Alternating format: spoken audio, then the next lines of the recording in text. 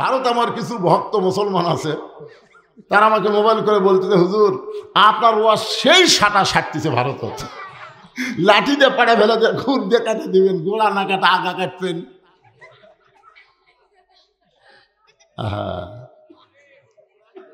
এরা দেখেন শুধুমাত্র হাসিনার জন্য এরা কিন্তু আমাদের উপর রাগ করছে। জোরে জন কথা ঠিক কিনা? কেন রাগ করিস কেন? তোরকে মাল তোরকে আমরা দিয়ে দিছি, কারণ মোদিরও বউ নাই, শেখ হাসিনারও স্বামী নাই, দুইজন করে খাক, বুড়া বুড়ি লাড়িয়া খাক। জোরে কোন কথা ঠিক কিনা? এরা তার করে খাবার পারবে না, এরা লাড়িয়া খাওয়া লাগবে। জোরে কোন ঠিক কিনা? এক কুত্তার পাশাত বাড়ি মারলে বাকি তিনটা এমনি দৌড় মারবে। জোরে কোন কথা ঠিক কিনা? আজকে ভারতের ফাটাকৃষ্ট, ভারতের একটা মিঠুন চক্রবর্তী, একটা ফাটাকৃষ্ট নায়ক, সে আজ কয়েকদিন আগে বলেছে, তিন দিকে ভারত, একদিকে বঙ্গোপসাগর, ভারত যদি ইচ্ছা করে 15 দিনের মধ্যে বাংলাদেশকে দখল করবে। এত বড় কথা একটা মালওয়ানের বাচ্চা কথা। বলেন তো, আমাদের সবার হাতে একটা করে যদি লাঠি থাকে, আর ভারতের তদন্তকারী দল যদি দেখে যে বাংলাদেশের মুসলমান লাঠি লিয়া ঘরে, ওর আর বাংলাদেশ দিতে তাকাবি? হ্যাঁ, 3 হাতে একটা লাঠি থাকবে আর পকেটে তো একটা খুর থাকবে, খুর। যদি ভুল করে ভারতের হিন্দুরা ঢোকে, আমরা লাঠি দিয়ে পাড়া ফেলা দেবো, কিন্তু গোড়া কাটা হবে না, বুঝলেন? আগা কাটিয়া খালি পোলটা দেবেন, তারপরে সুন্নতে খাতনা হয়ে যাবি, কলমা পড়ামো। জোরে কোন কথা ঠিক না? আমার এই ওয়াজ ভারতে চলে গেছে, আমি যে ওয়াজ করছি এটা মিডিয়ার মাধ্যমে ভারতে চলে গেছে। ভারত আমার কিছু ভক্ত মুসলমান আছে, তারা আমাকে মোবাইল করে বলতেছে, হুজুর আপনার ওয়াজ সেই সাটা সাটতেছে ভারত হচ্ছে, লাঠি দিয়ে পাড়া ফেলে দিয়ে খুর দিয়ে কাটে দিবেন, গোড়া না কাটা আগা কাটবেন।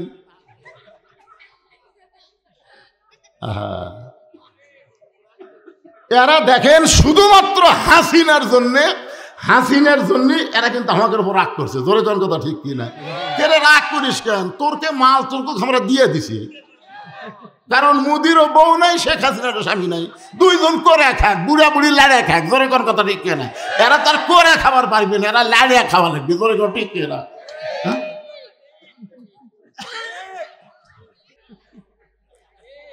ভাইজান একটু মনোযোগ দিয়ে শুনবেন। আল্লাহর নবী মেহরাবের মধ্যে ঢুকলেন, মেহরাবের ভিতর থেকে নবী একটা থলিয়া বের করলেন। থলিয়া মানে একটা ব্যাগ।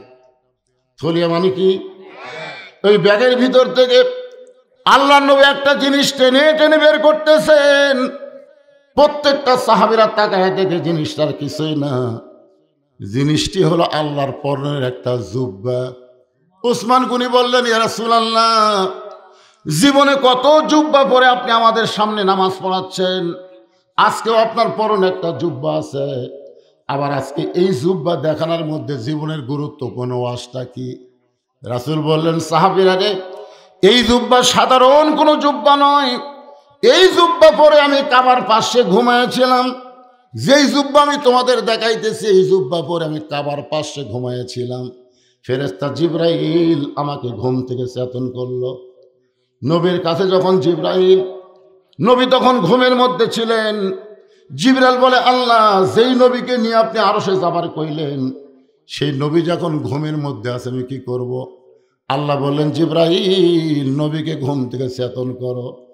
জিবরাইল বলে, আল্লাহ আমি কিভাবে চেতন করব? আল্লাহ বললেন, তোমার জিহ্বাটা বের করে নবীর বাম পায়ের তালুতে সুরবুরি দাও, হাত দিয়ে না, তোমার জিহ্বা দিয়ে সুরবুরি দাও। নবী যখন ঘুম থেকে চেতন পেয়ে বললেন, জিবরাইল এইটা কি করলেন? আপনি হলেন সমস্ত ফেরেশতার সর্দার, বাবা আদম থেকে আমি নবী পর্যন্ত সমস্ত নবীর কাছে আপনি ওহী বার্তাবাহক, আর আপনি এটা কিভাবে আমাকে ঘুম থেকে চেতন করলেন? জিবরাইল বলে, নবী গো, আপনি জানেন না, এই চেতন আমি আপনাকে করি নাই, আল্লাহ পাক করার হুকুম দিয়েছে। আল্লাহ নবী বলেন, সাহাবীরা রে, যেই জুব্বা আমি তোমাদেরকে দেখাইতেছি, এই জুব্বা পর অবস্থায় জমজমের কূপের পানি দিয়ে ওযু করলাম। জিবরাইল আমার হাতটা ধরে বললেন, হুজুর একটু কষ্ট করে আপনাকে সামনে যাওয়া লাগবে। কাবা ঘর থেকে কাবা ঘর থেকে মাত্র 170 মিটার দূরে আমি এসে দেখি একটা প্রাণীর মতন কি যেন দাঁড়িয়ে আছে, এত সুন্দর প্রাণী। আমি বললাম জিবরাইল, আমাকে ঘুম থেকে চেতন করে জমজমের গভীরে পানিতে ওযু করানোর পরে এই প্রাণীকে আমাকে দেখানোর জন্য নিয়ে আইলা। জিবরাইল বলে, রাসূলুল্লাহ, এটা কোনো প্রাণী নয়, এইটা হলো একটা যানবাহন। এই যানবাহনের নাম হইল বোরাক। হুজুর, আপনি বোরাকের পিঠে চড়বেন আর বোরাক আপনাকে আল্লাহর আরশে নিয়ে যাবে। এই বোরাকের পিঠে চলবেন, বোরাক আপনাকে আল্লাহর কাছে নিয়ে যাবে। নবী ছোট বাচ্চার মতন কান্না শুরু করে দিলেন। জিবরাইল বলে, রাসূলুল্লাহ, আল্লাহর কাছে যাওয়ার কথা শুনে সবাই খুশি হবে, কিন্তু আপনি কাঁদেন। নবী বলে, জিবরাইল, আমার আগে একজন নবী সাহস করে বলেছিল রব্বি আরিনি। সেই নবীর নাম হলো মুসা কালিমুল্লাহ। মাইকের সাউন্ডটা আগের মতো আছে, এরা মনে হয় কি ডিস্টার্ব করে ফেল দেবে। এই শুরুতে যখন খুতবা দিলাম তখন যেরকম ছিল সেই সাউন্ড দাও বাবা।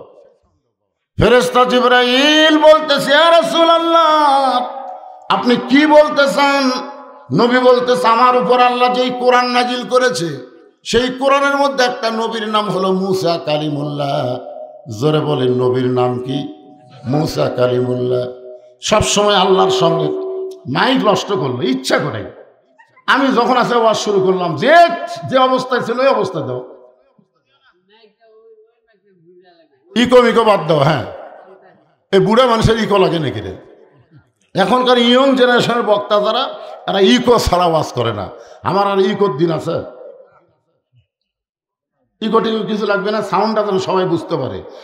অত্যন্ত গুরুত্বপূর্ণ রজবকে নিয়ে নামাজের আলোচনা হচ্ছে, একটু মনোযোগ দিয়ে শোনা লাগবে। জোরে কোন কথা ঠিক? কারণ আমাদের বাংলাদেশের মুসলমানেরা সবই করে, কিন্তু নামাজটা একটু কম পড়ে।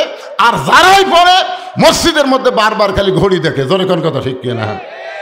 অথচ আল্লাহ বলতেছেন বিশ্ববরি পাসালা, আগে ধৈর্য তারপরে নামাজ।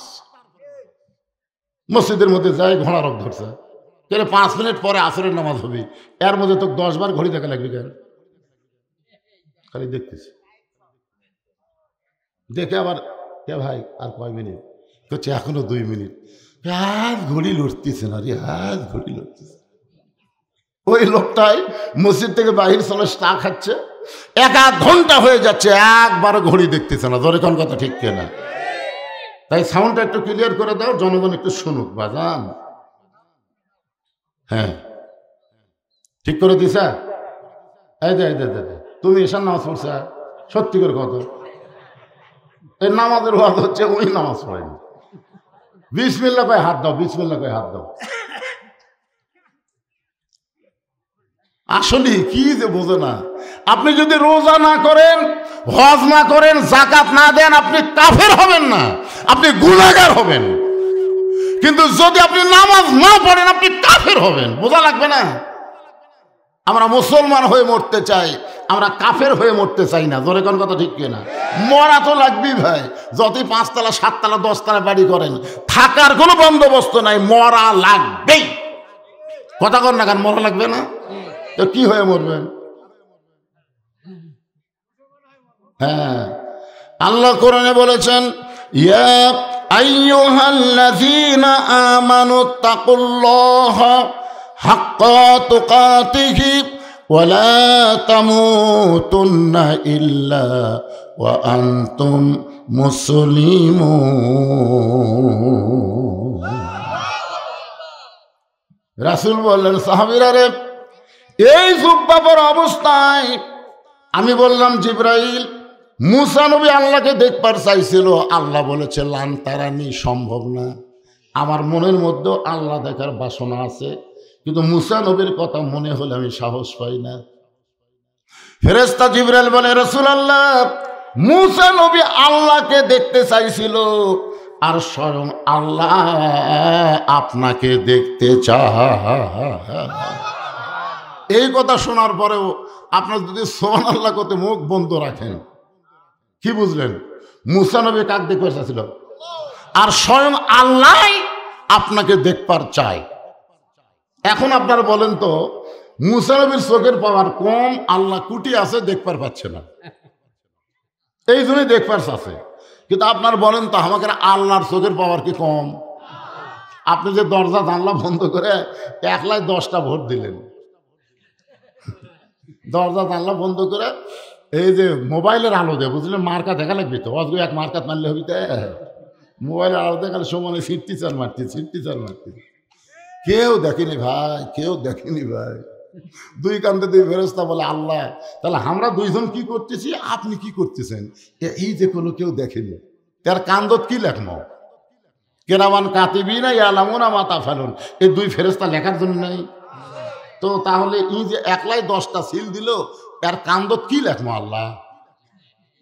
তখন আল্লাহ বলতেছে বাম কান্দের ফেরেশতা, তুই লেখ জাউরে।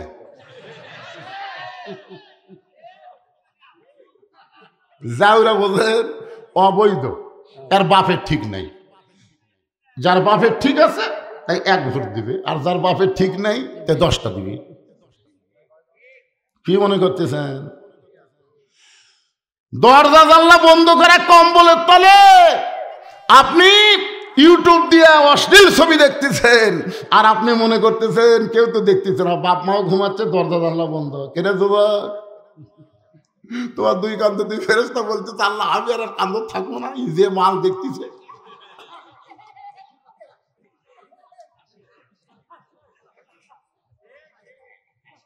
কিন্তু সেই দিন নামাজের কায়েমের আন্দোলন বাংলাদেশে চালু হবে, সেই দিনকার ছেলেরা যদিও খারাপ কোনো ভিডিও চোখের সামনে পড়ে যায়, ইস্তেগফার পড়ে খারাপ ভিডিও ডিলিট করে দিয়ে প্রত্যেকটা বক্তাদের তাফসীর শুনবে। জোরে কোন কথা ঠিক কিনা?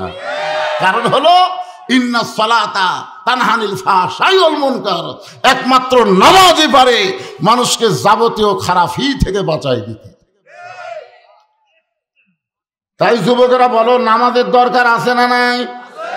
আরো জোরে বলেন, একটু মনোযোগ দিয়ে শুনবেন। নবী বলতেছেন, রে সাহাবীরা, যেই জুব্বা আমি তোমাদের দেখাইতেছি, এই জুব্বা পরা অবস্থায় আমি বোরাকের কাছে গিয়ে বোরাকের গায়ে হাত দিলাম।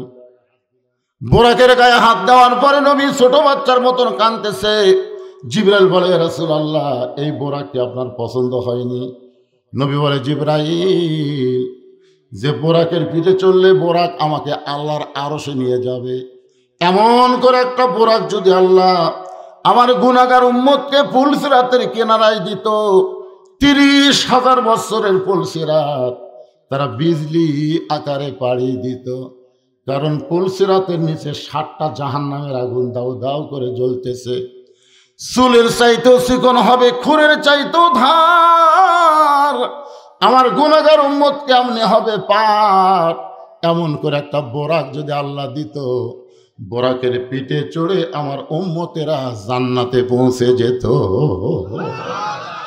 ফেরেশতা জিবরাইল বলে, রাসূলুল্লাহ, কোন নবীর জন্য আল্লাহ যেই বোরাক তৈরি করে নাই, কেবলমাত্র আপনার জন্য তৈরি করেছে। আর আপনি গুনাহগার উম্মতের জন্য চাবেন, আমার মনে হয় এই চাওয়া আল্লাহ কবুল করবে না। সঙ্গে সঙ্গে নবী আমার বোরাকের কাছ থেকে 11 গজ দূরে গেলেন।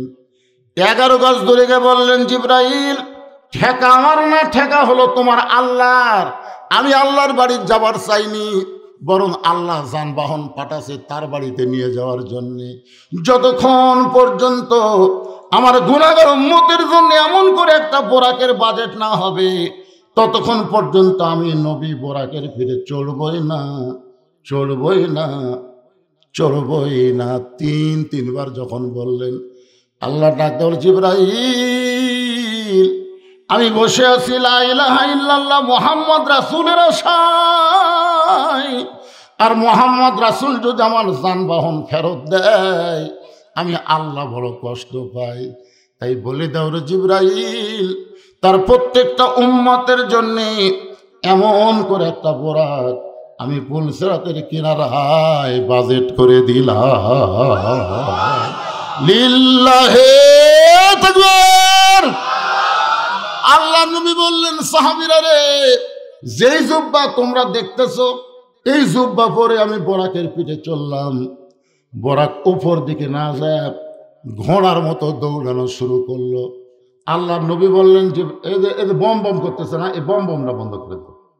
আল্লাহ নবী বললেন জিবরাইল তুমি না কইলা বোরাকের পিঠে চললে, বোরাক আমাকে আল্লাহর আরশে নিয়ে যাবে, কিন্তু বোরাক তো ঘোড়ার মতন দৌড়ায়, উপর দিকে তো ওড়ে না, বরং মাটি দিয়ে দৌড়ায়।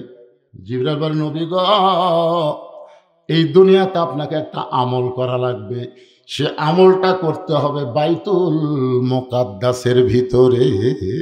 সুবহানাল্লাযী আসরা বিআবদিহি লাইলাম মিনাল মাসজিদিল হারাম ইলাল মাসজিদিল আকসা।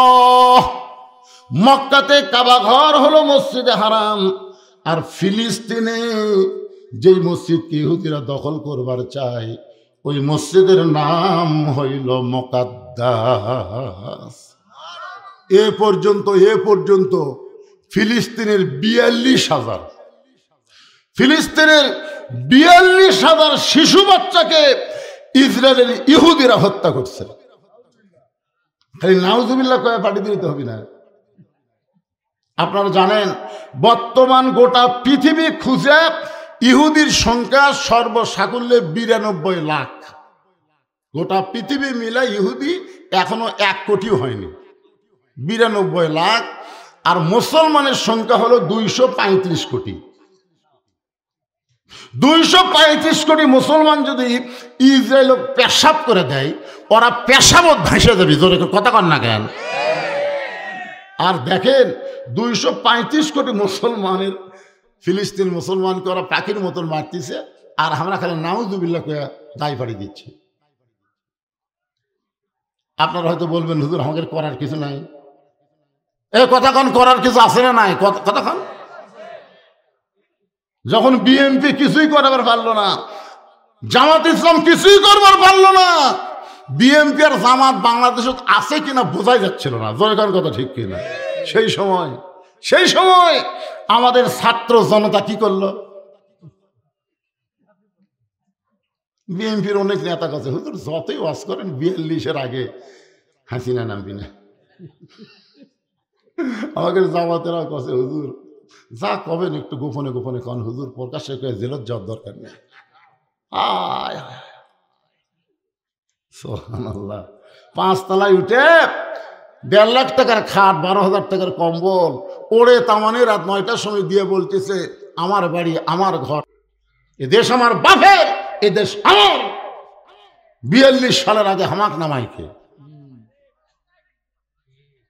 সবাই যখন হাল ছেড়ে দিছে, আল্লাহ কয় আমি ধরি না, ধরলে কিন্তু রাত ৩টার সময় একটা ভূমিকম্প,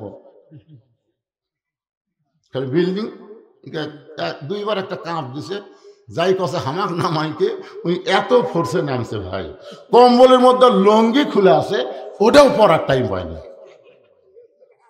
আল্লাহ কয়, ফেরেশতা কয় আল্লাহ নামাইলা, তাই বলে ন্যাংটা করে নামাইলা। আপনারা বলেন তো হাসিনা যেভাবে ক্ষমতা ছাড়িয়েছে এটা ছাড়া কয়? একটা ওয়ার্ড মেম্বার পর্যন্ত পলে গেছে। তোর এখন কথা ঠিক কিনা? অনুবীক্ষণ যন্ত্র দিয়ে বগুড়া জেলাত আওয়ামী লীগ আছে এটা খুঁজে পাওয়া যাচ্ছে না। মাঝে মধ্যে আমাদের থানার এক পুলিশ কয় হুজুর আপনার খোঁজে যদি কোনো আওয়ামী লীগ থাকে বলবেন তো, দৈনিক আমাকে ১৪টা করে ধরা লাগে।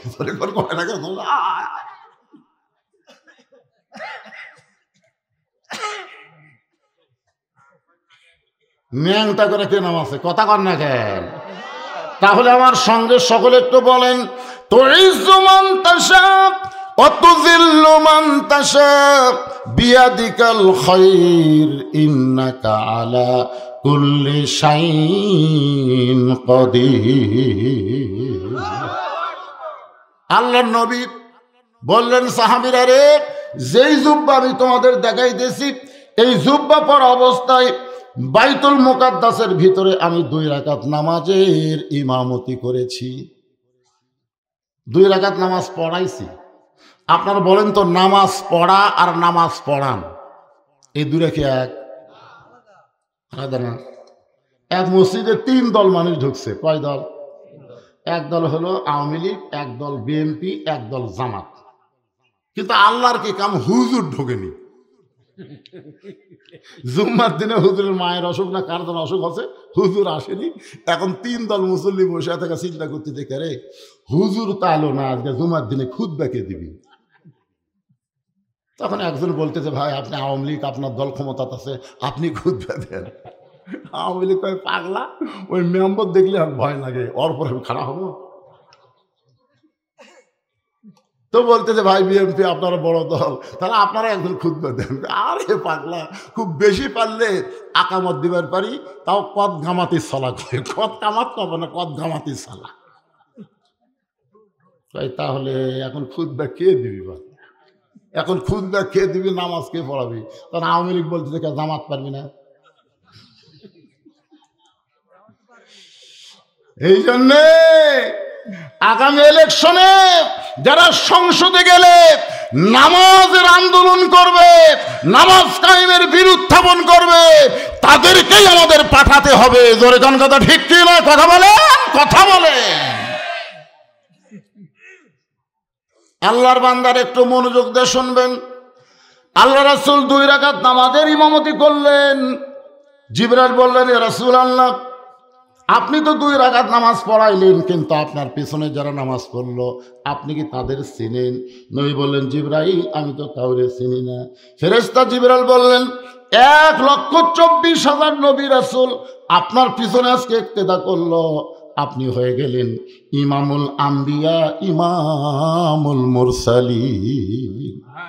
রাসূল বলেন, সাহাবীরা রে, যেই জুব্বা তোমাদের দেখাইতেছি বাবা, এই জুব্বা পরে আমি ইমামুল আম্বিয়া, ইমামুল মুরসালিন ডিগ্রি পাইলাম। এই জুব্বা পরে আমি বোরাকের পিঠে চললাম, বোরাকার মাটি দিয়ে ঘোড়ার মতন না হেঁটে সাই সাই করে আসমানের দিকে উড়ে গেল। 7 আসমান পাড়ি দিয়ে সিদরাতুল মুনতাহায় বোরাককে পরিবর্তন করা হলো। আমার জন্য আল্লাহ তাআলা আর একটা যানবাহন পাঠালেন, সেই যানবাহনের নাম হলো রফ। রফ, জোরে বলেন, নাম কি? রফ। রফের উপরে চড়ে আমি আল্লাহর আরশ পর্যন্ত পৌঁছে যাব। এমন সময় আল্লাহ বললেন, জিবরাইল, তুমি এখান থেকে ব্রেক করো, আর সামনে পা বাড়াবে না। একটা বরের সঙ্গে কোল দ্বারা, বরের সাথে কোল দ্বারা বোঝেন না? বর কিছুই বোঝে না তো, কোল দ্বারা সব বুঝে দেয়। দেখবেন বিয়ার দিনে খালি সমানে খাচ্ছে, বর যাত্রীরা খালি সমানে খাচ্ছে, খালি গোস্ত লিচ্চার খালি সমানে মারতেছে, বর খাবার সাথে কোল ধর। ঠিক আছে ভাই, সবাই তো খাচ্ছে, এই সবাই খাচ্ছে, মানে সবাই যে খাচ্ছে গরুর মতন, ওরকে দিকে কেউ তাকে আসে? তোর দিকে সবাই তাকে আছে, ওই যে জানলার দিকে দেয়, ওই জানলার ফাঁকটা দেখতেছে বর কোনটা, ওই যে তোর চাচা শ্বশুর, তোর মামা শ্বশুর, সবাই তোর দিকে তাকে আছে। পাগলা, তুই এই ছোটো ছোটো তোর টুকরা খাবো, আর ছোটো ছোটো গাছ মুখ দেবো, আর হাত মাল নাই, এটা কিছুক্ষণ পর পরে মুখ মুছবো। ঠিক আছে, এরকম খালি পেট ভরবি কে ভাই?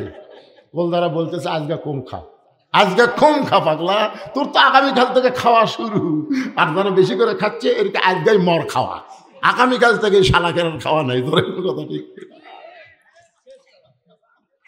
দুনিয়াতে কাফের বেঈমান হলো বরযাত্রী, আর মুসলমান হলো বরের জাত। জোরে কোন কথা ঠিক কি না? দুনিয়াতে মুসলমান খাওয়ার জন্য আসে নাই, মুসলমান পরীক্ষার জন্য এসেছে। জোরে কোন কথা ঠিক কি না? আল্লাহ কোরআনে বললেন, আল্লাযী খালাকাল মাউতা ওয়াল হায়াতা লিয়াবলুয়াকুম আইয়ুকুম আহসানু আমালান ওয়া হুয়াল আজিজুল গফুর। তো জিবরাইল কয়, হুজুর এটাই এটাই, মানে নবী কয়, কে ভাই এটা কি? তো জিবরাইল কয়ে দেয়, মানে কোল দাঁড়ার মতন। কিন্তু এমন এক জায়গায় গেছে, ওই জায়গায় যে আল্লাহ বলতেছে, জিবরাইল নট এলাও, কোল দাঁড়ার চলবে না। আপনার বলেন তো, কোল দাঁড়া যদি সব জায়গায় থাকতে থাকতে পাত্রের সাথে বাসর ঘরে তো ঢুকবার চাই, তখন বর ঢুকবার দিবি, কথা কন না কেন? বর কি করবে? তো আল্লাহর নবীর কাছে এতক্ষণ পর্যন্ত জিবরাইল ছিল, কিন্তু এমন একটা এরিয়ার মধ্যে ঢুকেছে, আল্লাহ বলতেছে জিবরাইল চলবে না, এখান থেকে নবী আমার একলাই একলাই চলে আসবে। নবী যখন একা যাওয়ার চাই, জিবরাইল বললেন, ইয়া রাসূলুল্লাহ, আর আপনাকে কিছুই বলবার পারবো না, তবে একটা কথা বলতেছি, 70,000 নূরের পর্দা পাড়ি দিবেন। ওই জমজমের কূপের পানি দিয়ে ওযু করার সময় আপনার পায়ে যে জুতা জোড়া আছে, যেখান থেকে আমি জিবরাইল যাবার পারলাম না, সেখান থেকে আপনি জুতা খুলে একটু আল্লাহর আরশের দিকে রওনা দেন। সঙ্গে সঙ্গে নবী আমার উপর হয়ে পায়ের জুতা যখন খুলবার চাই, আল্লাহ ডাক দিয়ে বলে, রে নবী, আমার দোস্ত শোনেন, ওই জিবরাইল আপনাকে চিনে না বলে পায়ের জুতা খুলতে কয়, কিন্তু আমি আল্লাহ বলতেছি, আমার আরশে আজিম দামি হতে পারে, কিন্তু আপনার জুতার চাইতে দামি নয়। আল্লাহ নবী দুইজনা প্রেম করেছেন গোপনা, মাঝখানে তো জিবরাইলের জায়গা ছিল না। জায়গা যদি থাকিত আরশে আজিমে নিত, জায়গা যদি থাকিত আল্লাহর আরশে নিত, দরজার বাহিরে আল্লাহ ব্রেক করাতো না। সবাই বলেন, আল্লাহ নবী দুইজনা প্রেম করেছেন গোপনা, মাঝখানে তো জিবরাইলের জায়গা ছিল না। রাসূল বলেন, যখন কোনো কিছু আমি জানতে চাইতাম, ফেরেশতা জিবরাইলের মাধ্যমে আল্লাহ আমাকে জানাইতো, কিন্তু যখন নামাজের মধ্যে দাঁড়াইতাম, তখন আর জিবরাইল লাগতো না, সরাসরি আল্লাহ পাক আমারে জানাই দিত। এই জন্য নামাজের মধ্যে সিজদাকে বলা হয়েছে ওয়াসজুদ ওয়াক্তারিফ। তুমি যখন সিজদার মধ্যে ঢুকে যাবে, এক জগ পানির মধ্যে এক মুষ্টি চিনি দিয়ে 2টা ঘন্টন মারলে ওই চিনি যেমন পানির মধ্যে বিলীন হয়ে যায়, শত চেষ্টা করলেও যেমন চিনিকে আর পানি থেকে আলাদা করা যায় না। আল্লাহর কোনো বান্দা যখন নামাজের সিজদায় যাবে, ওই বান্দাটা আল্লাহর মহব্বতে নিজের অস্তিত্ব বিলীন করে দিবে। এক সময় দেখবেন আপনি ওই নামাজে গোটা দুনিয়া ছাড়তে পারবে, কিন্তু একটা ওয়াক্ত নামাজ সে কোনোদিন ছাড়তে পারবে না। এরকম নামাজে আসে না নাই? কথা বলেন, আসে না নাই? আল্লাহ রাসূল বললেন, সাহাবীরা রে, যে জুব্বা আমি তোমাদের দেখাইতেছি বাবা, এই জুব্বা পরে 70,000 নূরের পর্দা পাড়ি দিয়া আল্লাহর আরশে পৌঁছে গেলাম। আল্লাহর সঙ্গে আমার মেরাজ হলো। আল্লাহ পাক আমাকে 5 ওয়াক্ত নামাজ দিল। এই জুব্বা পরে আমি জান্নাতের মধ্যে ঢুকলাম, এই জুব্বা পরে আমি জাহান্নামের মধ্যে ঢুকলাম, এই জুব্বা পরে বাইতুল মামুরের ভিতরে আমি ফেরেশতাদের ইমামতি করলাম। রাতারাতি আবার দুনিয়াতে ফেরত আসলাম। আসার পরে এই জুব্বাটা আর কোনোদিন আমি নবী গায়ে দেই নাই। এই জুব্বাটা যত্ন করে এই ব্যাগের মধ্যে তুলে রাখছি বাজান। আজকে তোমাদেরকে দেখানোর কারণ হলো, আমি নবী আর বেশি দিন দুনিয়াতে থাকবো না। আমি নবীকে আল্লাহর বেশি দিন দুনিয়াতে রাখবে না। আমি চলে যাব, তবে এত দামি জুব্বা নিয়ে আমি যাব না। আমি এই জুব্বাটা তোমাদের মাঝখানে কাউরে না কাউরে আমি পরায়া দিব। আল্লাহু আকবার। এই জুব্বাটা আমি তোমাদের মাঝখানে কাউরে না কাউরে আমি জুব্বাটা নিজের হাতে পরায় দিব বলে আজকে থলিয়ার মধ্যে জুব্বাখানা নিয়ে আইছি।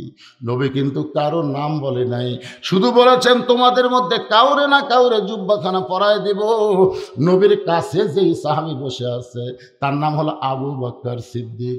মনে মনে চিন্তা করে, এই জুব্বাটা নবী আমাকেই পরায়া দিবেন, এই জুব্বাটা নবী আমাকেই পরায়া দিবেন। কারণ আল্লাহর নবী বলেছেন, আল্লাহর পরে এই দুনিয়াতে কেউ যদি আমার দোস্ত থাকে, সে দোস্তের নাম হলো আবু বকর সিদ্দিক। সাহাবীরা বললেন, ইয়া রাসূলুল্লাহ, আল্লাহর পরে আবু বকরকে আপনি কেমনে দোস্ত বানালেন? নবী বললেন, তাহলে তোমরা শোনো, তোমরা তো তখন এত সাহাবী ছিল না। গভীর রাত্রে আমি নবী আবু বকরের দরজায় আস্তে করে একটা ঠোকা দিলাম, কারণ ডাক দিলে কাফেররা শুনতে পাবে, এই জন্য আস্তে করে ঠোকা দিলাম। সঙ্গে সঙ্গে দরজা খুলে গেল। নবী বলে, আবু বকর, এই গভীর রাতে দরজায় ঠোকা দিলাম আর তুমি দরজা খুলে দিলে, আবু বকর তুমি কি ঘুম পারো না? আবু বকর বলে, রাসূলুল্লাহ, কয়েক মাস আগে আপনি বলেছিলেন একদিন গভীর রাতে মক্কা ছেড়ে মদিনায় হিজরত করা লাগবে, আমাকে সঙ্গে করে আপনি মদিনায় যাবেন। সেদিন থেকে আজ পর্যন্ত কোনো রাত্রিবেলা আমি ঘুমাইনি, বরং সারা রাত আমি দরজায় দাঁড়িয়ে থাকি, কখন যেন আমার নবী আসে। নবী বললেন, সাহাবীরা রে, মাটি থেকে 5600 ফুট উপরে গাড়ির সুরের মধ্যে উঠে আমি নবী দুর্বল হয়ে গেলাম। আবু বকরের উরাতকে বালিশ বানায়া আমি নবী কখন যেন ঘুমায় গেছি। নবী আমার একটু দুর্বল হয়ে আবু বকর উরাতকে বালিশ বানায় ঘুমায় গেছে। আবু বকর নবীর মুখের দিকে তাকায়া গান গাইতেছে, শিশুকালে মহিলা গেছে মা, গর্ভে থাকতে মরছে পিতা, নবী চোখে দেখলেন না। যেই নবী কোনোদিন কারো ক্ষতি করেনি, যেই নবীর চেহারা চাঁদের চাইতেও সুন্দর, আর সেই নবী আজকে গাড়ির সুরের ভিতরে আমার উরাতকে বালিশ বানায় ঘুম পাড়তেছে। আবু বকর তাকায় দেখে ওই গাড়ির সুরের গরমে নবীর কপাল দিয়া মুক্তার দানার মতন ঘাম বের হচ্ছে। মুক্তার দানার মতন ঘাম, ওই ঘামের আবার একটু আলো দেখা যায়। জোরে কোন সুবহানাল্লাহ। ওই ঘামের মধ্য থেকে আলো বের হচ্ছে। আবু বকরের মনের মধ্যে বড় লোভ হয়েছে, ওই নবীর কপালের ঘাম যদি একটু হাতের মধ্যে নিয়ে আমার চেহারার মধ্যে মালিশ করতে পারতাম, অন্তত এই কারণে আল্লাহ আবু বকরকে দয়া করবে এই মনে করে ডানা হাত দিয়া যখন নবীর কপালের ঘামটা নিয়ে আবু বকরের চেহারার মধ্যে মালিশ করেছে, এমন সময় গাড়ি সুর আলোকিত হয়। আলোকিত অবস্থায় দেখতে পায় ওই গাড়ির সুরের মধ্যে ছোট্ট একটা ছিদ্র আছে। আবু বকরের বারবার চিন্তা হয়, ওই ছিদ্র দিয়ে যদি কিছু বের হয়ে আমার নবীকে কামড়ায়। আপনার বলেন তো গর্তের মধ্যে কয়জন আছে? জোরে বলেন কয়জন? কিন্তু বারবার বলতেছে যদি কিছু বের হয়ে আল্লাহর নবীকে কামড় দেয়। দেখেন নবীর মহব্বতে নিজের অস্তিত্ব ভুলে গিয়া আবু বকর ছিদ্রের মুখে পাটা লাগাই দিছে, পাটা লাগাই দিছে। এমন সময় আল্লাহ তাআলা আল্লাযী খলাকাল মাউতা ওয়াল হায়াতা লিয়াবলুয়াকুম আইয়ুকুম আহসানু আমালা, আল্লাহ আবু বকরকে পরীক্ষা করার জন্য, সুন্দর আমল পরীক্ষা করার জন্য বিষাক্ত সাপকে বলতেছে, যারে সাপ যা, ওই যে ছিদ্রের মুখে পাটা দিছে ওই পায়ের তালুতে কামড় বসায় দে। একটা বিষাক্ত সাপ এসে আল্লাহর হুকুমে আবু বকরের পায়ের তালুতে যখন কামড় দেয়, কারেন্টের মতন বিষটা এসে আবু বকরের কলিজায়। আবু বকর চোখের পানি বের করে কান্দে আর বলে, সাপরে, তুই আমারে কামড় দিয়া মনে করলি আমি পা টান দিব? তুই মনে করছিস আমি পা টান দিলে তুই বের হয়ে আমার নবীর কামড় দিবি? সেই সুযোগ আমি জীবিত অবস্থায় তোকে দিব না। আমি মরে যাব কিন্তু ছিদ্র থেকে পা টান দিব না। সাপটা বলে, আল্লাহ আপনার হুকুমে কামড় দিলাম কিন্তু পা তো টান দেয় না। আল্লাহ বলে, আবার কামড় মার। সাপটা আবার কামড় মারছে। আবু বকর বলে, সাপ রে, তুই আবার কামড় মারলি। তুই মনে করছিস আমি পা টান দিব আর তুই বের হয়ে আমার নবীর কামড় দিবি? আমি পা টান দিব না। সাপটা বলে, আল্লাহ আবার কামড় মারলাম কিন্তু পা তো টান দেয় না। আল্লাহ বলে, আবার কামড় মার, আবার কামড় মার, আবার কামড় মার। পাঁচবার সাপটা কামড় মারছে। বিষের যন্ত্রণায় গোটা দেহ থরথর করে কাঁপতেছে। অসতর্ক মুহূর্তে আবু বকর এক ফোঁটা চোখের পানি নবীর গাল মোবারকে পড়েছে। নবী আমার চোখ মেলে দেখে আবু বকর কাঁদতেছে। বাজান রে, বাড়ির কথা মনে করে তুই কাঁদতেছিস, বিবি বাচ্চার কথা মনে করে কাঁদতেছিস। আবু বকর নবীর ডান হাতখানা বুকের উপরে চেপে ধরে বলে, রাসূলুল্লাহ, ওই আল্লাহর শপথ করে বলতেছি, আমার বুকটা চিরে যদি আপনাকে দেখানো যায়, আপনি দেখতে পারবেন আবু বকরের কলিজার মধ্যে আল্লাহ নবী ছাড়া আর কারো জায়গা নাই। তাহলে কি জন্যে কান্দিস বাবা? বলে সিদ্ধের মুখে পাটা দিছি, কি যেন আমাকে বারবার কামড় দেয়। নবী হ্যাঁচকা টান দিলে বিষাক্ত সব বের হয়ে নবীকে সালাম দেয়, বলে ইয়া রাসূলুল্লাহ আমার কোনো দোষ নাই, আল্লাহ হুকুম করেছে, এই কারণেই কিন্তু আমি কামড় দিয়েছি।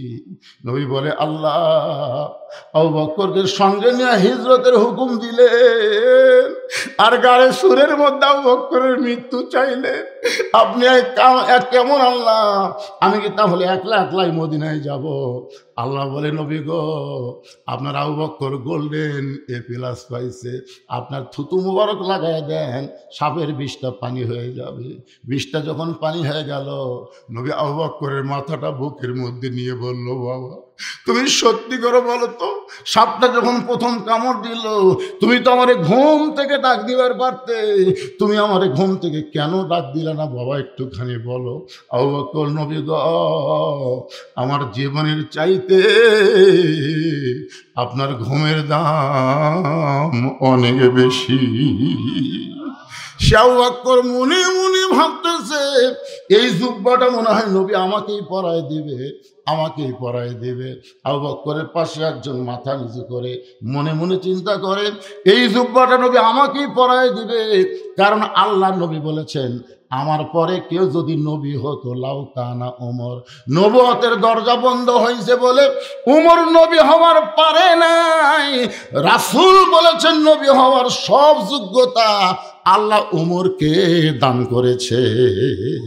এই কোরআনের 23টা আয়াত, এই কোরআনের 23টা আয়াত আল্লাহ তাআলা উমরের মতের সাথে আল্লাহর মত মিলে নাজিল করেছে। জোরে কান সুবহানাল্লাহ। এমন একটা জায়গায় নবীর মতের সাথে আল্লাহর মত মিলে নাই, কিন্তু উমরের সাথে আল্লাহর মত মিলেছে। এভাবে 23টা আয়াত আল্লাহ উমরের শানে কোরআনে নাজিল করেছে যে উমর রাস্তাতে গেলে শয়তান কয়দিন যায় না, 40 দিন যায় না। যে উমর এক সময় খলিফা হলেন, গোটা পৃথিবীর অর্ধেক জায়গার খলিফা আল্লাহ বানাইলেন। বাজান বাংলাদেশের মতন 96টা দেশের খলিফা হযরত উমর। জোরে কান সুবহানাল্লাহ। অথচ সেই উমর জুমার দিনে খুতবা দিচ্ছেন, মাঝখান থেকে এক সাহাবী দাঁড়িয়ে বলতেছে আমিরুল মুমিনিন আপনার খুতবা আমরা শুনবো না। ওমর ফারুক বললেন আমার অপরাধ কি? বলে আমাদেরকে খাটো পাঞ্জাবি দিয়ে আপনি লম্বা জুব্বা পরে খুতবা দিচ্ছেন, যতক্ষণ পর্যন্ত আপনার লম্বা জুব্বার কাহিনী না বলবেন ততক্ষণ আপনার খুতবা আমরা শুনবো না। উমরের চোখটা দর দর করে পানি পড়তেছে, মুখটা মুচকি মুচকি হাসতেছে। চোখের পানি পড়ার কারণ হলো আল্লাহ তোমার কোরআন দিয়ে যখন বাংলা পৃথিবী চলবে তখন নেতা যদি সামান্য ভুল করে পর্যন্ত ভুলটা ধরতে পারবে। জোরে কান সুবহানাল্লাহ। আব্দুল্লাহ ইবনে ওমর বাবার পাশে দাঁড়ায় বলে রে নবীর সাহাবীরা, আমার বাবার লম্বা জুব্বা দিকে তোমরা লোকমা দিলে খুতবা শুনবা না, কিন্তু তোমরা খাটো পাঞ্জাবি হলেও তো নতুন কাপড় পরে নামাজ পড়তে আইছো। আমার পরনের দিকে তাকায় দেখো, আমার পরনে নতুন কোনো কাপড় নাই। ওসমান গনি বলে আব্দুল্লাহ আজকে জুমার দিনে নতুন কাপড় না পরে তুমি পুরাতন কাপড় কেন পরলা? আব্দুল্লাহ বলতেছে আমি যদি নতুন কাপড় পরতাম তাহলে আমার বাবার জুব্বা লম্বা হতো না। গভীর রাত্রে আমার বাবা আমার জানলার কাছে এসে বলতেছে আব্দুল্লাহ একটা খাটো পাঞ্জাবি গায়ে দিয়ে আর খুতবা দেওয়া যায়? আব্দুল্লাহ বলে বাবা আমি কি করব? উমর ফারুক বললেন তোরটা আমাকে একটু দান করে দে। আমার কাপড় বাবাকে দান করে দিয়ে বাবার পিছনে পিছনে রওনা দিলাম, দেখি বাবা কি করে। বাবা ঘরের মধ্যে ঢুকে তার পাঞ্জাবি আমার পাঞ্জাবি একত্র করে বাবা লম্বা জুব্বা বানায় খুতবা দেয়। এখন বলো বাবার খুতবা শোনা যায় কি না যায়? সমস্ত সাহাবীরা চিল্লায় বলে আল্লাহর কোরআন দিয়ে যখন রাষ্ট্র চলবে এমন ভালো মানুষকে নেতা হিসাবে দেখা যাবে। সেই উমর মনে মনে বলতেছে এই জুব্বাটা মনে হয় নবী আমাকেই পরায় দিবে। উমর ফারুকের পাশে একজন মাথা নিচু করে মনে মনে কান্দার বলে জুব্বা মনে হয় নবী আমাকেই পরায় দিবে। ওসমান গনি আল্লাহর নবীর ডবল জামাই। সুবহানাল্লাহ কর না কেন? ওসমান গনি নবীর কি জামাই? এজন্য তার একটা ডিগ্রিও আছে, জিন্নুরাইন, মানে 2টা নূরের অধিকারী। আপনারা খালি নবীর একটা মেয়ের জীবনে জানেন ফাতেমা, আর মেয়েরা ওয়াজত গেলি কয় হুজুর একটু ফাতেমার জীবনে কবেন তো। নবীর কি এক মেয়ে? নবীর কয় মেয়ে? 4টা। জোরে কোন কয়টা? একটা হলো জয়নাব, একটা হলো রোকেয়া, একটা হলো কুলসুমা, একটা হলো ফাতেমা। ওসমান গনির সঙ্গে নবী প্রথম যে মেয়েটাকে বিয়ে দিয়েছিল মেয়েটার নাম হলো রোকাইয়া। জোরে কোন নাম কি? এক সময় আল্লাহ নবী বললেন, ওসমান, মক্কার কাফেরেরা যে হারে মুসলমানদেরকে হত্যা করতেছে, তুমি আমার মেয়ে রোকাইয়াকে নিয়ে আবিসিনিয়াত হিজরত করো। যখন নবী হিজরত করেনি তখন নবী বলল, ওসমান তুমি আমার মেয়েটাকে নিয়ে আবিসিনিয়াতে হিজরত করো। নবীর মেয়ে রোকেয়াকে নিয়ে ওসমান গনি আবিসিনিয়া হিজরত করলেন, কিন্তু আবিসিনিয়ার আবহাওয়া নবীর মেয়ে রোকেয়া সহ্য করতে পারলেন না। এক সময় আল্লাহ নবীর পক্ষ থেকে জানানো হলো, ওসমান আমার মেয়েটাকে নিয়ে তুমি মদিনায় চলে আসো। অতি সত্বর আমিও নবী মদিনায় আসতেছি। ওসমান গনি নবীর মেয়ে রোকেয়াকে নিয়ে যখন মদিনার দিকে রওনা দিলেন, রাস্তার মাঝখানে অসুস্থ হয়ে গেলেন। এই অসুস্থ অবস্থায় রোকেয়া দুনিয়া থেকে বিদায় নিলেন। নবী যখন মদিনায় হিজরত করলেন, করার পরে বললেন, আমার রোকেয়াকে আমি দেখতে চাই। অনেক দিন হলে রোকেয়াকে আমি দেখিনি, আজকে আমি আমার মেয়েটাকে দেখতে চাই। আবু আয়ুব আনসারীর বাড়িতে নবী বসলেন। এমন সময় ওসমানকে ডাকা হলো। ওসমান গনি নবীর পায়ের কাছে বসে কাঁদতেছে। আল্লাহ নবী বললেন, আমার রোকেয়া কোথায়? বলে, ইয়া রাসূলুল্লাহ, রাস্তার মাঝখানে রোকেয়া দুনিয়া থেকে বিদায় হয়ে গেছে। নবী বলল, ওসমান কান্দো না, আমার আর একটা মেয়ে আছে, আমি সেই কুলসুমাকে তোমার সঙ্গে বিয়ে দিব। 2 বিয়ে করে নাম হলো জিন্নুরাইন। ওসমান গনি এত সম্পদের মালিক ছিলেন। একদিন আল্লাহ নবী বলে, ওসমান, আল্লাহ তোমাকে কত সম্পদ দিয়েছে? বলি, ইয়া রাসূলুল্লাহ, এই যে উট দেখতেছেন, এত গুদাম, আমার সম্পত্তির এত গুদাম, এই গুদামে মাল ভরা আছে। আর এই উটটার পিঠের উপরে দেখতেছেন চাবি, এই চাবি নিয়ে উটটা ক্লান্ত হয়ে যায়। এখন চিন্তা করেন, চাবি ঢোয়াইতে যদি একটা উট লাগে। আল্লাহ রাসূল বলে, ওসমান, তাহলে আল্লাহ তোমাকে অনেক সম্পদ দান করেছে, আমি যদি বলি সব সম্পদ আল্লাহ দেওয়া লাগবে? ওসমান গনি বলে, হুজুর, তাহলে সব সম্পদ যদি আল্লাহকে দেওয়া লাগে, এই উট সহ আমি আপনাকে দিয়ে দিলাম। সুবহানাল্লাহ কন্যা জ্ঞান, মানে উটের উপরে তো চাবি আছে, চাবি আছে, তাহলে উঠ সহ হইলেন, সব সম্পত্তি দেওয়া লাগবে, খামাখা উঠলে আমি কি করবো? সব আল্লাহ দিয়ে দিলাম।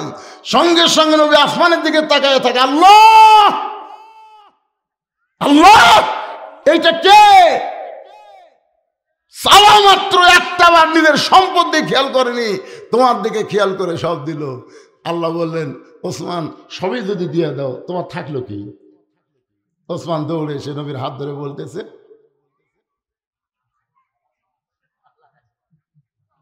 রাসূলকে কি বুঝাচ্ছে?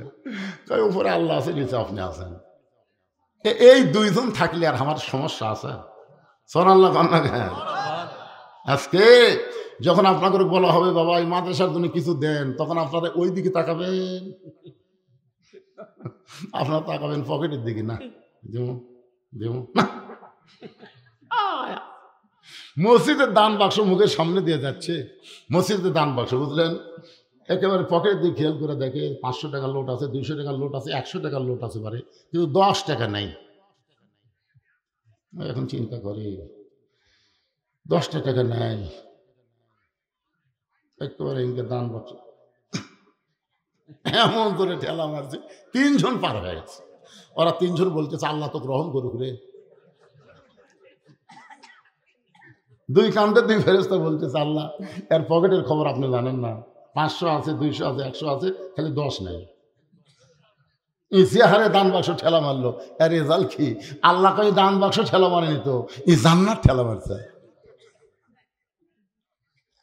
চিন্তা করে দেখেন, এই মাদ্রাসার জন্য যদি এখন আপনাদের কাছে 10টা মিনিট আমি চাই, যদি চাই,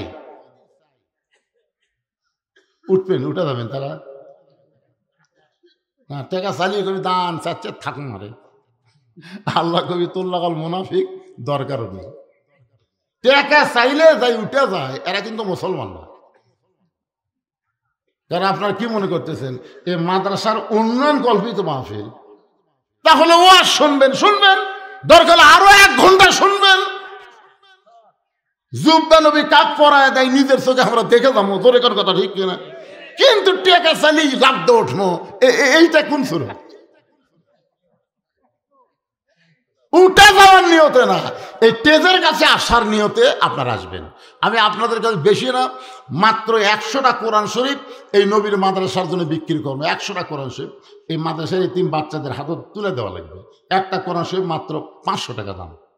আপনি যদি মনে করেন হুজুর আমি একলাই 10টা দেবো, 5000 দেবেন, 2টা দেবো 1000 দেবেন, হুজুর আমি একটা দেবো 500 টাকা দেবেন। পৃথিবীর শ্রেষ্ঠ দান নবীর মাদ্রাসায় একটা কোরআন।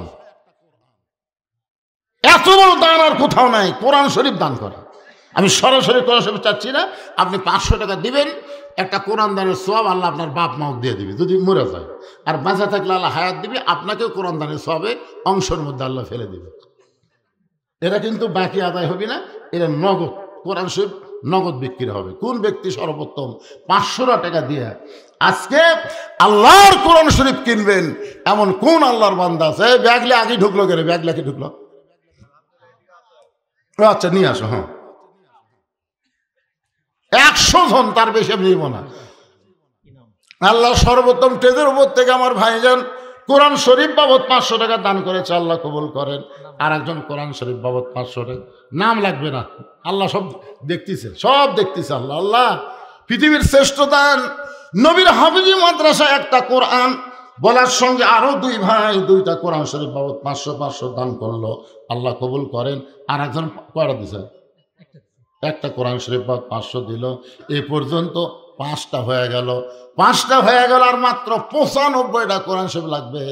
এখানে এমন আল্লাহর বান্দা আছে একলাই 10টা দিবি, পারবি না?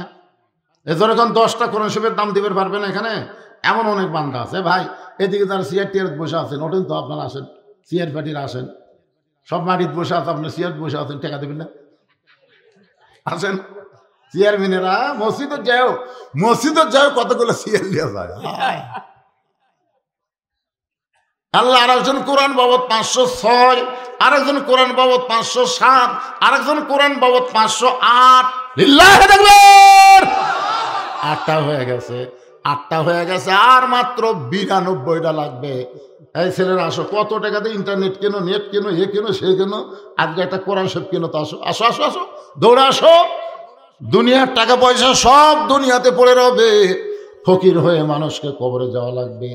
আইসি যখন যাইব সবাই কেউ থাকবো না, মিশে মায়াই বন্দি থাইকা করলাম কত খেলা, পশ্চিমে তাকায়া দেখো তোমার ডুইবা গেছে। এদের এদের এদের এদের মাথার উপরে এদের কুড় যাই যায় না বাবা, ডাক্তারের কাছে যাওয়া লাগবে রে, ডাক্তারের কাছে যাওয়া লাগবে না। টাকা পকেট দিয়ে দিচ্ছেন না, টাকা খাওয়ার লোক নাই। নর্মালে বাচ্চা হবি, বইয়ের এমন কান্না সে সিদার করা লাগবে। আল্লাহ কোরআন শরীফ বাবদ তোমার একজন পাগল 500 টাকা দান করেছে, আল্লাহ দানকে কবুল করেন। আরেকজন আল্লাহর কোরআন শরীফ বাবদ 500 টাকা দান করেছে, আল্লাহ দানকে কবুল করেন। আরেকজন কোরআন বাবদ 500 টাকা দান করেছে, আল্লাহ দানকে কবুল করেন। এই মাদ্রাসার নতুন কমিটি হয়েছে, এই কমিটির লোকেরা কোথায় না? এই মাদ্রাসা মহিলাদের মধ্যে কে যাবে? আছে? আচ্ছা, মাদ্রাসার বাচ্চারা, বিশ্বস্ত মানুষকে মহিলাদের মধ্যে পাঠা লাগবে, তাছাড়া একদিক দিয়ে টাকা তুলে আরেক দিকে চলে দেবে। আপনারা কি মনে করছেন হিরোইন খোর গাঁজাখোর নাই? আপনাকে নগাদ মনে হয় নাই? সেই জন্যে বিশ্বস্ত আপনারা মাহফিল কমিটির লোকেরা মহিলাদের মধ্যে যাকে তাকে পাঠিয়ে দেবেন না। একেবারে ছোট বাচ্চা পাঠাবেন, মেয়ে মানুষ দেখলে তার কিছুই হয় না, অথবা এমন বুড়িয়া মানুষ পাঠাবেন যাই কিছুই আর বুঝতেছে না। এই বুড়িয়া না হয় একেবারে ছোট বাচ্চা। আল্লাহ আরেকজন কোরআন শরীফ বাবদ 500 টাকা দান করছে, আল্লাহ দানকে কবুল করেন। আরেকজন কোরআন বাবদ 500 টাকা দান করলো, আল্লাহ দানকে কবুল করেন। দানকারী গো পিতা মাতা, সুখে রাইখো কবরে, নূরের টুপি পরাইয়া উঠাবেন রোজ হাসরে। আমি যে ঘরে আমাকে বসতে দিয়েছিল মাদ্রাসার ঘর, ওই ঘরে তো আমার জানলা নাই, বুঝলেন? আমি বাতাস পিপির করে আসে, ওরা চাদর টাঙ্গিয়ে দিতে, তো আমি জানি না। পরে তান্দা দেখি কেরে এই 2টা জানলার 2টা ঠাই দেওয়া লাগবে, ঠাই মনে হয় ইয়া লাগাছে আর কি।